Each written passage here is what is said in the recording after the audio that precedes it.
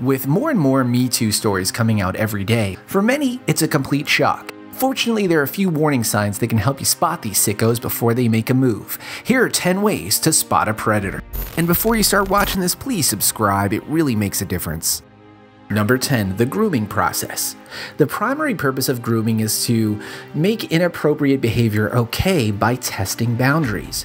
It usually starts with flattery, and they'll turn up the dial on attentiveness once they have a sense of your insecurities. Like Harvey Weinstein, who would set up times with actresses professing an interest in helping their career.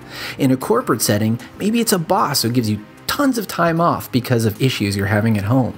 It's tough to see because these are good deeds on the surface, but for a predator, it's how they lay the groundwork. Because when they start to push the boundaries, they'll make you feel guilty because they've done you favors. Don't fall for it.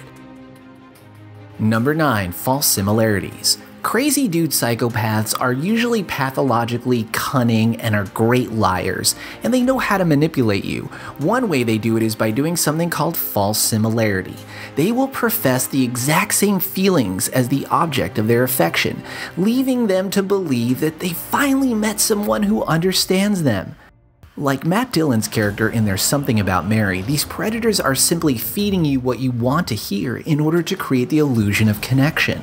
So when you hear a coworker or associate that's magically connected to you in ways that are almost too good to be true, it probably is. Look for warning signs like, "Oh my god, I hate that movie too. Oh, I feel the same way." Number 8, TMI. We've all dealt with oversharers at home, work, or school, where we learn a little more than we like about someone else's life. But for a predator, it's a way to get you to offer up details of your own that could be used for blackmail later on. In a recent work advice column, a woman detailed a series of oversharing instant messages with a colleague. He mentioned childhood trauma, an alcoholic spouse. She tried to appear sympathetic and wrote a few notes, but one time she didn't respond, and the next day got a deluge of melodramatic apologies from the coworker. It could just be a sad sack colleague going through a tough time, but it does resemble a predator's tactics, plying you with unsolicited intimate confessions and draining your time and attention. Number 7, tall tales. This is a major red flag when the guy that you're dealing with gives you tons of details that just can't be corroborated. Maybe he's a former military officer who regales you with tall tales of secret missions or task forces, knowing you'll never be able to verify whether it's true. It also goes hand in hand with guys who are in existing relationships. They'll tell you all about their wife or their crazy girlfriend and how they're breaking up. The problem is they know there's virtually no chance you'll ever verify this information. That's what predators do. They keep all areas of their life extremely compartmentalized, so there's no way to verify what's real and what isn't.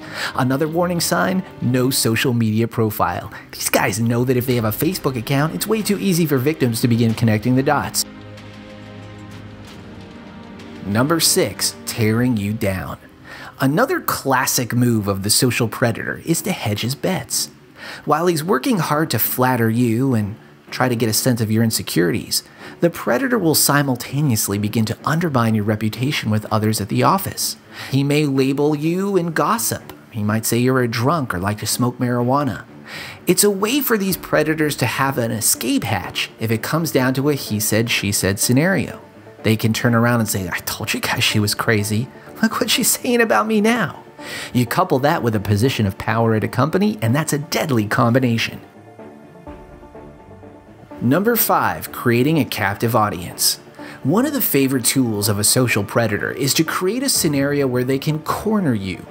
Carpooling is a great excuse that they'll use to arrange to have their victim alone in a vehicle, in tight quarters. They'll pressure women by saying things like, "We're both going, so why drive separately? It makes no sense." Coming up with excuses every time can get awkward pretty quickly, and that's what these predators count on. Another favorite approach are happy hour events or team building exercises after 5 p.m. That's magic hour for predators who look for opportunities that alcohol and a change of scenery can provide. A well-timed cell phone pic could create material that can be used as leverage down the road. Number 4, first dates. Predators aren't just at the workplace. How can you tell if the guy you're about to go out with from Match is a potential predator? One warning sign is they're new to town and live a nomadic lifestyle. They have no long relationship and they have no concrete ties to the local area. This is a perfect recipe for a sexual assault. Another red flag, especially on the first date, is telling you to pick the spot and he'll meet you there. This allows the predator to keep his identity obscured instead of picking you up and revealing his vehicle and license plate information.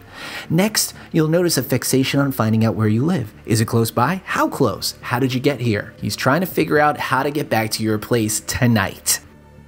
Number 3, pushing boundaries.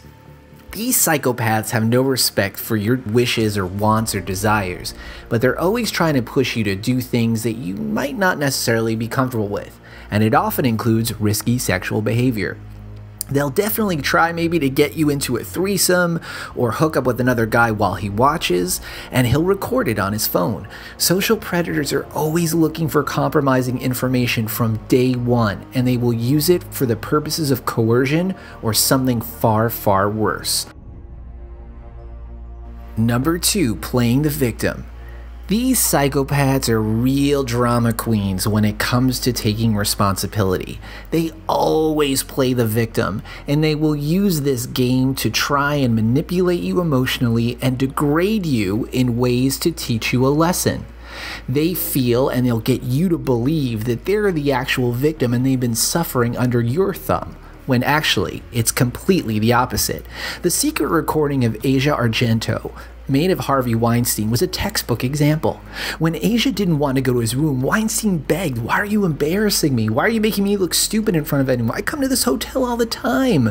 If you see a man running this play on you, run away as fast as possible. Number 1, crazy eyes. Many women report that psychopaths have a gaze akin to an intense narrow beam searchlight. It's like the sun shines on you and it's glorious, and then he forgets you and it's very, very cold. Experts call it a reptilian stare, and one scientist hypothesized that psychopaths are more like reptiles than mammals. The intensity of their gaze is similar to the concentration with which a predator stalks its prey. They're totally focused and their attention will not waver.